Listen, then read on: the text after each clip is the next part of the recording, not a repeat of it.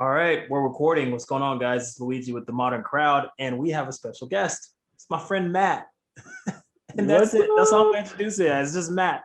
So it's your it's your turn to say what's up, and also what you've been up to these past few months. Because what we talked about prior to hitting the record button is that you're living on the road. So talk about how that brought about, how that was brought about. Yeah, man. No, thanks for having me on this podcast. So Luigi and I used to give campus tours at Appalachian, and Yes, we had sir. so much fun. Like there was one summer where there's like maybe five of us. Yes, So we did summer campus tours. 2014. Summer 2014. That was 7 years ago. Oh, 7? Are you serious, It's a whole lifetime ago, man. dude? Yeah. That's crazy to think about. 7 years, And you've gone but to Duke since then. You went to Duke graduate school. yes. I moved on to New York, but your journey's been pretty unconventional as to what you're up to these days. It is. It 100% is. So I'm currently living on the road, living this nomadic, like digital nomadic lifestyle. I like digital nomad is cool because I run an online company and it allows me the flexibility and the freedom to be wherever I want to be. And this year in particular, I was experiencing a breathwork session. So for those who aren't accustomed to that, it's it's a meditative practice that you're focused really on the breath, and you can get really deep and introspective with it, and it really brings you into the present moment. So 2021 was coming up, and I was like, what am I going to do this year? And somebody challenged me to do a breathwork session to become hyper aware and really focused and clear on what it was that I wanted. And when I did that, the thing that came up at the end of that breathwork session was travel. The word travel. That's all I wrote. I had a journal. I'm like, all right, now's the time. What is the magic thing I'm supposed to do? Travel. Oh, what does that mean? Right. So I reached out to a friend who traveled a lot last year. He went to a bunch of cool places. He went to Zion. He spent some Wow. time in Austin, Texas. He spent some time just living on the road. And every time I talked to him, he was in a new place. That's pretty cool. Whatever he's doing, I'm very interested in.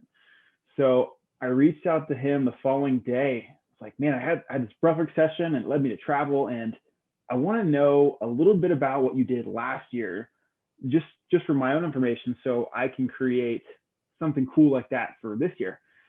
And we hopped on a call, and he told me that he was creating this plan or this big gathering called Follow Spring North, with his intent being we're going to start in Arizona, like southern Arizona, and over a 6-month period, work our way up all the way to the North Coast. And he actually wants to go to Alaska. So Alaska is his end destination.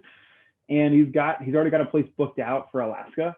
And yeah, he's like, man, if you want to come along and join and live this nomadic lifestyle, you're more than welcome. Yeah. We've got a group of about like 4 to 8, depending on when. Right now, I think we've got about 6 of us who are here, and I'm currently outside Zion National Park in southern Utah, and we're just hanging out. I'm living in a tiny home right now, and having a blast. Tell me more about that surrender when you because just writing travel on a piece of paper isn't usually just gonna go to that and you go travel, right? So how was that materialized? How did you what was the I know you said you hit up your friend, but I mean, what were some more of the peripherals that made travel real more than just possible? Yeah, so the first thing that came up when you said that was my initial gut reaction was, well, I have a lease.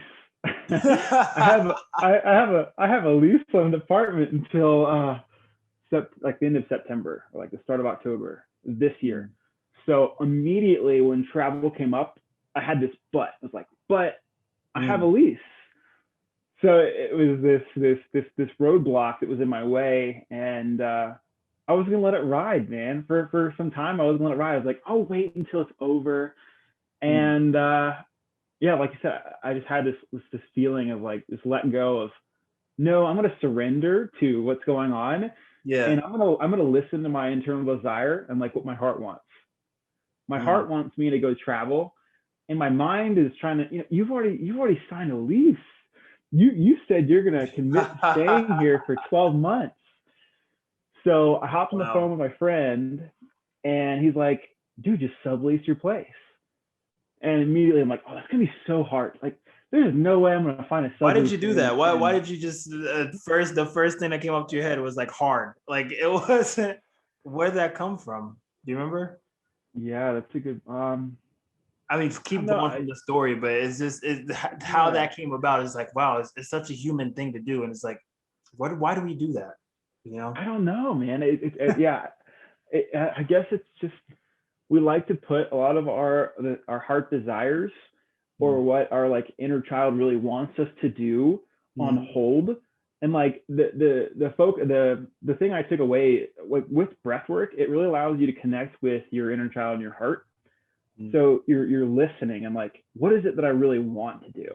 And that sometimes is different. Like what the body and what the inner child and heart wants is sometimes different than what the mind wants to do. Wow. Right. The mind can play games with you, and the mind can make things way harder and put these roadblocks that are totally imaginary up in place that prevent you from doing what you really want to do and desire to do. So I surrendered to that and was like, and actually at that same time I was doing either that breath work or maybe one before. My intention for 2021 is to listen to my inner child and to follow what my inner child wants to do. So when travel came up, it was like, well, mind says this and inner child says this.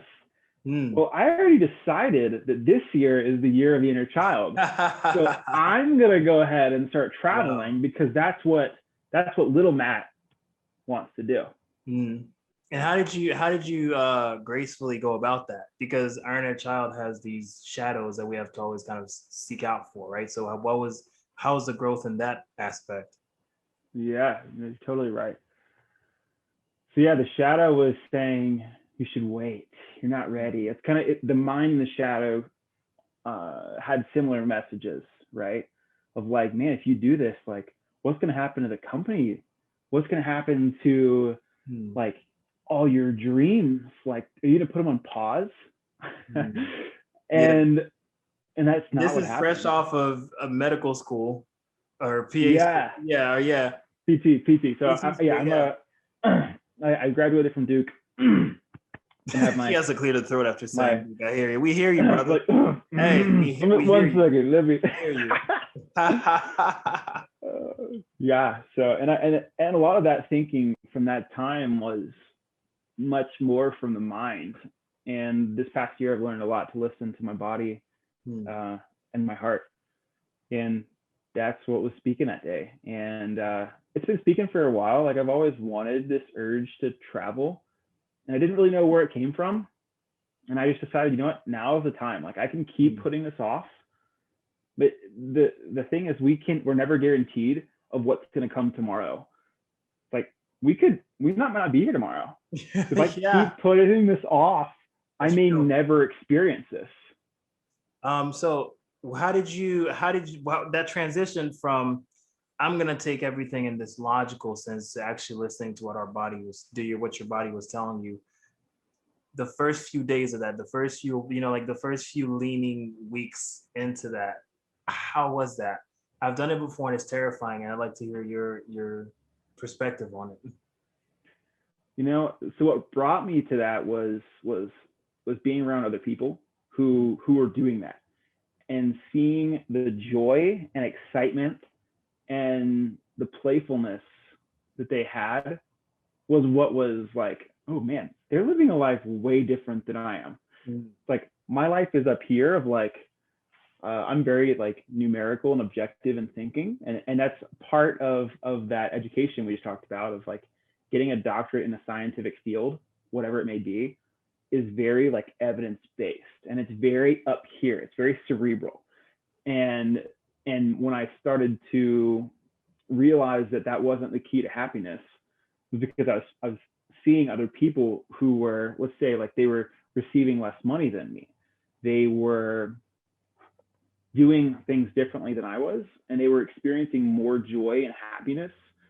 And I realized that they were listening and following their heart and they were living inside their body, and they were not as much cerebral as I was. So when I started to surround myself with those people, I automatically noticed that I already had that shift of going that direction. And it by no means was comfortable, because like while I'm going through that, I'm like, my stomach's like, what are you doing? Like this, you're making a big change here. Like this isn't safe, right? It's unpredictable. Yeah. And that's the part that's the most exciting, is being very cerebral. You can predict things. Like you can predict, like, based off this action, this is going to happen. And then when you surrender and listen to the body, you're embracing uncertainty, and you have no idea where that uncertainty is going to take you. You just have to trust in the uncertainty. So the initial time of starting that is terrifying. It's terrifying. You're like, uncertainty? My whole life has been certain. Yeah. And yeah, but it's freeing at the same time.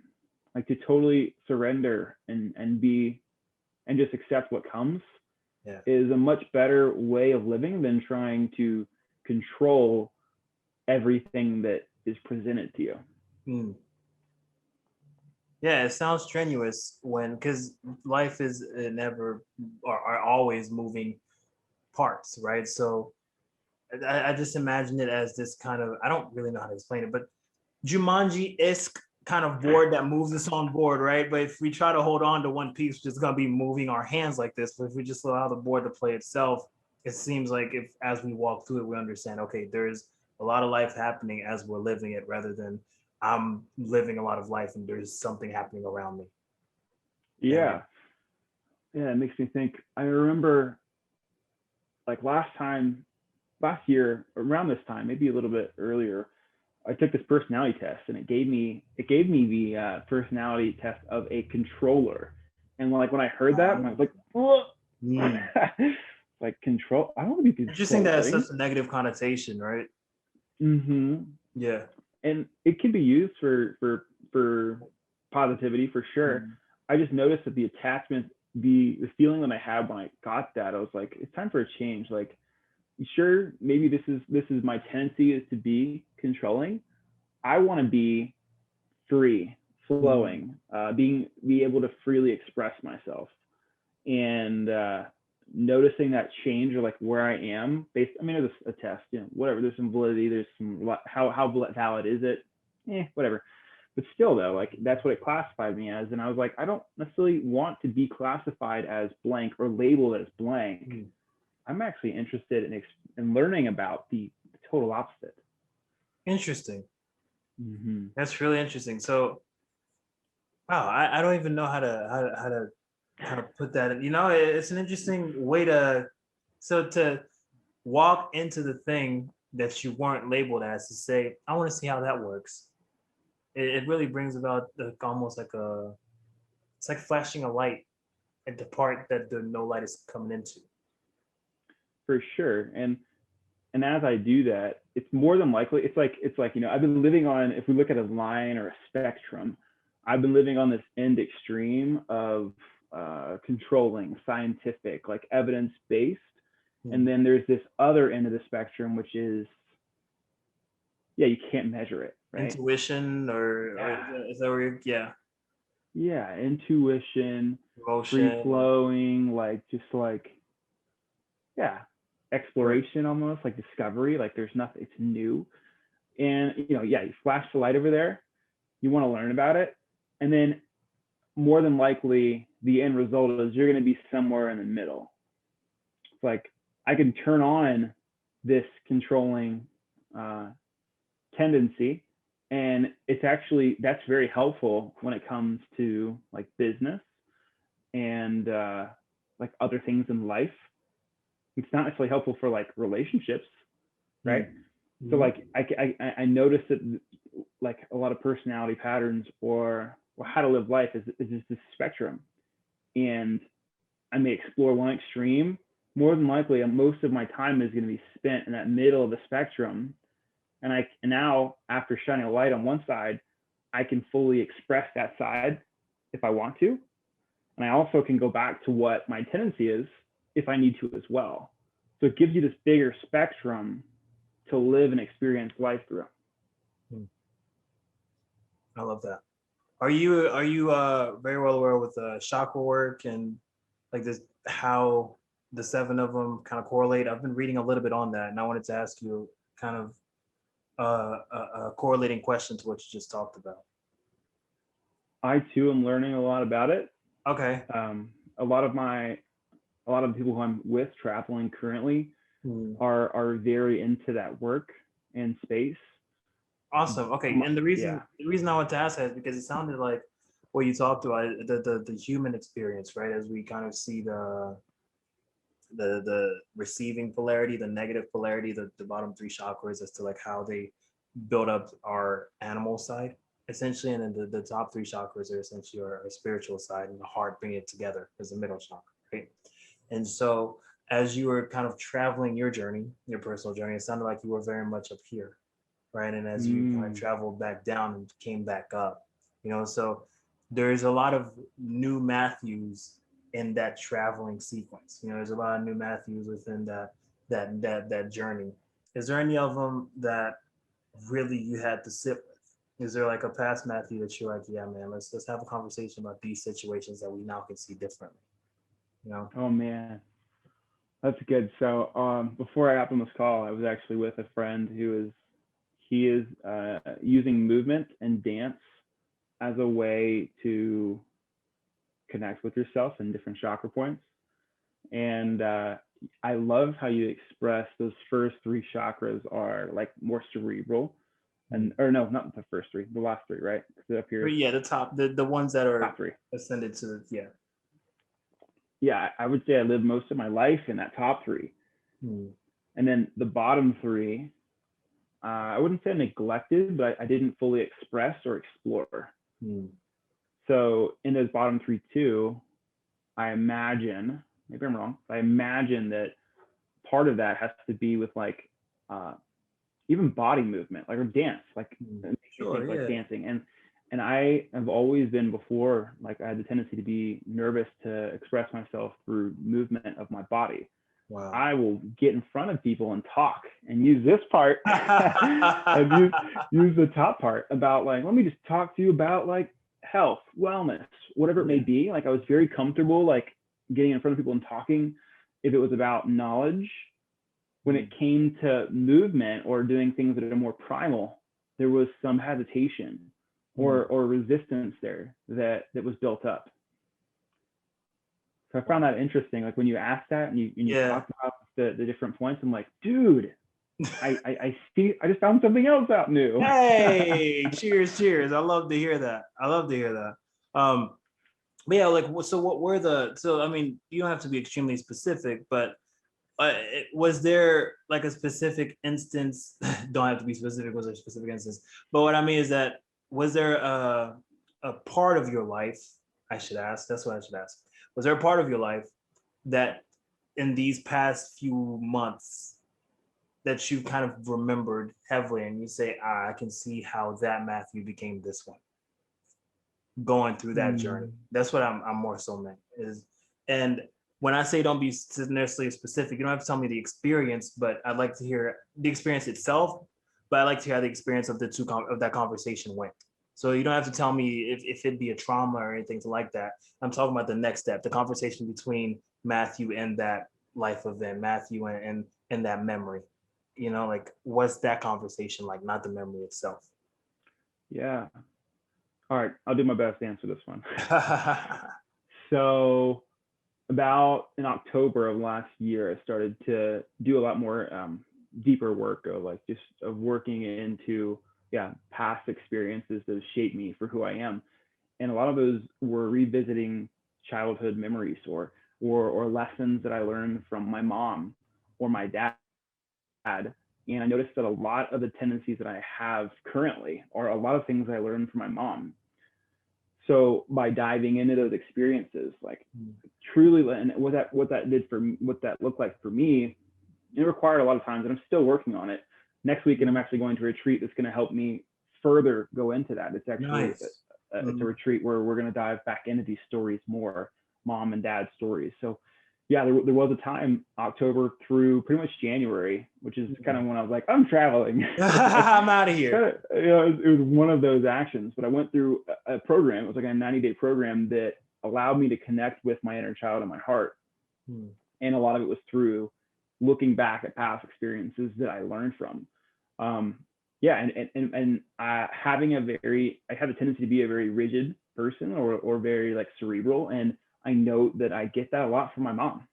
So what that looked like for me was, over those like 3-month periods, was a few times a week I'd lay on a yoga mat in my room, and I would allow myself to remember. That's important. That is really important, because you hit the nail on the head there. Our life is our personal everything, and so allowing yourself to remember is so important. Wow. Yeah, and feeling safe to remember, right? Because there's certain memories that may come up that our body or brain will reject and not be open to revisiting, because we don't feel safe. Yeah. So when I would go into the yoga mat, I would do some breath work, I'd listen to some calming music, and before I'd even start, I'd tell myself, I am safe. I'm safe to remember. I'm safe to experience this. And then I'd think about the memory, or I'd think about, it could be the limiting belief. So let's say the limiting belief of life is hard, or I have to work hard to get what I want. Stuff like that are beliefs and patterns that don't work for us, they work against us in our everyday life. So where did I learn that from? And automatically, when I'm in that safe spot and can remember, I'll have a mom or dad. Okay, where did I learn this? That's from mom. Okay, cool. What is the memory or earliest time I can remember my mom saying that? And then I'd experience that. So I'd set the scene. All right, let's think about the house I was in. Okay, what room was I in? What did my mom look like? And even if I couldn't remember the exact like scene or situation, it would be, can I remember things she'd say, or can I even just pretend her saying it right then and there in a safe environment where I feel safe? So connecting to that experience, and then realizing where she learned it from, which is most of the time her parents or the environment she grew up in, and either coming to grips, or maybe it comes to forgiving, like, hey mom, I know this is what you're telling me, and this is what I believe. So as you're revisiting, rewriting that story, and being the one to speak up and tell your mom or your dad, hey, I wasn't able to say this when I was younger. This is how I am right now, coming from little Matt.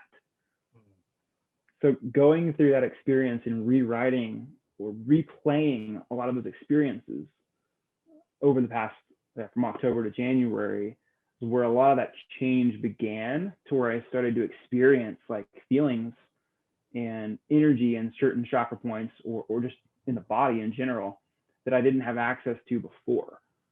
And it required me to dig back into past experiences and past stories that opened doors to, ooh, this is really little Matt. Oh, little Matt can come out now. He's safe. He feels, Wow. Yeah. And through that process, we often found out that our parents are human. So how was that to sit with and realizing that these superheroes that we often thought knew the answers to everything were humans doing their best? Yeah. Very freeing. Like, just to know, man, it's not her fault, or it's first off, taking the blame off yourself. It's not my fault that I have the tendency to be this way. Wow. And it's not my mom's fault or my dad's fault for them to teach me that. They learned it from their parents, who learned it from their parents, and like it just keeps the cycle keeps going until you're at the point where you're able to break away and create what you want for your family and kids to learn in the future. Yeah, it's an interesting concept. Kind of how we don't know what we don't know, right? And these things that we build as life and believe as life, if we keep believing these things, it'll be life, and therefore will be a self-fulfilling prophecy, right? And so to it's very freeing and relieving to hear that you decided to break out of that. It's also, however, an interesting way of living, because we just end up limiting ourselves at that point. We just accept these limits and say, okay, well, these limits will be how I will live my life. And then it creates these boundaries that aren't really the boundaries in which are the good ones. It just creates these imaginary limitations. You know? Yeah. And anybody has the ability to change those limiting beliefs. They just have to believe that they, one, have the power to do so. And it is painful. Like, to go relive these stories, you're going to cry, you're going to scream. I got some pillows, I took some pillows and just threw them against the wall. Like, but allowing yourself to feel the feelings that you either suppressed when you were younger, or if you've never got it fully out, like, let it be out. And it's painful. It's like, sometimes silence and that alone time can be really scary. Yeah. If at the same time though, it can be transformative if you let it fully express that emotion, and then moving on and setting a new belief. So maybe my limiting belief was life is hard, and I learned that from my dad. I lived that experience of my dad telling me how hard his life was, and little Matt saying, "Hey, Dad, like, it's okay," like, and just being there for my dad, and then setting a new limit and a new belief of, like, life is easy, or my life flows with ease and grace.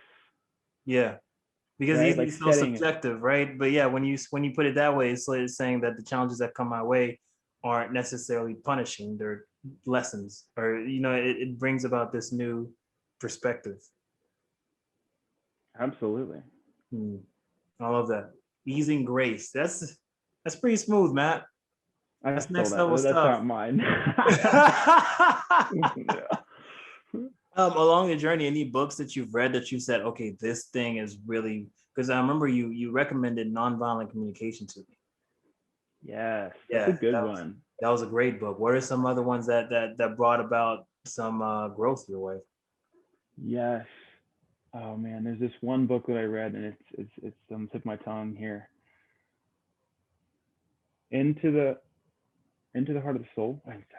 I gotta look. Okay, we'll take that as a possible answer. When the listeners and viewers see it, they'll say yes or no. I think it's like, and that's like Into the Heart of the Sea. I'm pretty sure I'm butchering that and combining it with another book title. Shoot, that's a really good one. There's a few, like Joe Dispenza has a good one too. So Becoming Supernatural. Yes, I was listening to that one. Yeah, it's a very good book. He talks a lot about the different chakra points too. So that was really helpful. The body keeps the score. That's another good one. I'm currently reading that one. Very good book. I love that book. The Untethered Soul. That's it. That's what it's called. Michael A. Singer. Okay. Oh, dude, so good. So you read The Untethered Soul. Have you read The Surrender Experiment? No, that's on my list, dude. Okay, so given that's the sequel of that book, what you're experiencing currently reminds me of The Surrender Experiment, which is why at the beginning of the interview I asked you, how was that surrender? And I'm going to guess he speaks of surrender in The Untethered Soul, perhaps. I'm not sure, since it's the prequel to it. But how did that book affect you, The Untethered Soul? What was that? Was that one of the of I'm gonna go be Kid Matt and let my soul be like? Tell me about that. Oh yeah. No, it's a very, for those who haven't read it, it's an amazing book. I would say probably there's a few things in that book that really got me. Towards the end of the book, it talks a lot about your relationship with death, and that made me think a lot. And honestly, I never read anything as good as that when it comes to relationship with death. So strongly recommend that. We see death in the Western society as like we're scared of dying. We're scared of what comes because we're so scared of this uncertainty. We don't know what's next, so we're scared of it. And the book framed death as an ally instead of something to fear from. Yeah. Because it's a constant reminder that we don't know what's coming tomorrow. We don't know if we'll be here tomorrow. And the same thing goes for finances. People save money, and saving money is a good habit. Okay. Yeah. Right. So you tell me Matt Shriver told me not to save money. Oh no. But I definitely, since after reading that though, like a lot of my goals were to, at the time, was like to pay back my student loans, to pay off my car and all these things. And like, and that's okay. Like that's healthy. Like I still want to do those things. It's just if my intent is to do that by a certain date, and I'm sacrificing the life quality or like the things that I want to do because I can be debt free, because I imagine that being debt free would create more like, oh, I'm debt free. Wee! Yeah. Like reality though, like it doesn't change your state and who you are. So a part of that was like, man, I could try to, the next 5-10 years, really focus on paying off these debts and then be debt free while I'm living in like a suboptimal place that wasn't exciting, or I'm surrounding myself by these other people that like, you know, whatever, but it helps me get to my goal, which is debt free. And like, who's to say that I'm going to be around in 5 years? That's real. That's very real. It changed my relationship with money for sure. Like I invest a lot more in my current self, whether that's like education, like continuing education, business coaching, food. Like I spend a lot more money on food and nutrition, and like just like properly like taking care of myself and being able to fully live in the present moment. Because like, like I don't want to wait until I'm 50 to retire and then be like, I'm in my body that's not as great as it is in, you know, like my late 20s. Like I want to really enjoy my current time. So the relationship that I formed with money or finances changed after reading a section in the book that was really geared at looking at death. And I didn't expect that to come from that. And that did definitely encourage me and like was a catalyst for me to start traveling, being on the road and experiencing things that I wanted to experience for a while that I would put off because I was like, oh, I'm going to pay my debts off first. And it's like, well, what if I was paying off my debts at a slower rate and still able to live the life that I want to live? Or like maybe I'm receiving less money on this journey of traveling across the United States and living this nomadic lifestyle, and my quality of life is better. It's like, oh, I'm going to choose the quality of life right now because I'm not guaranteed that I'm going to have a tomorrow. So that was really impactful in that book. And then another big concept in that book was talking about like when somebody asks you, like, who are you? like what do you respond with? Like we typically respond as, oh, well, my name is Matt. Well, who is Matt? Like that's just a label. Like a name is a label. It is. So you have to learn your name. It's a pretty mind-blowing concept. You had to learn your name. Right? Yeah. So, and then I was like, oh man, no, Matt went to App State and then he graduated and went to Duke. And like, so is Matt all of his past experiences? Is that what Matt is? Yeah. Or is Matt the being or the thing inside that gets all the sensory input, that experiences all these things? Is Matt like just in here somewhere that's just getting constant stimulus or stimuli? And yeah, what is Matt? So like it literally, when I read that, I'm like, who am I? I don't know. Wow.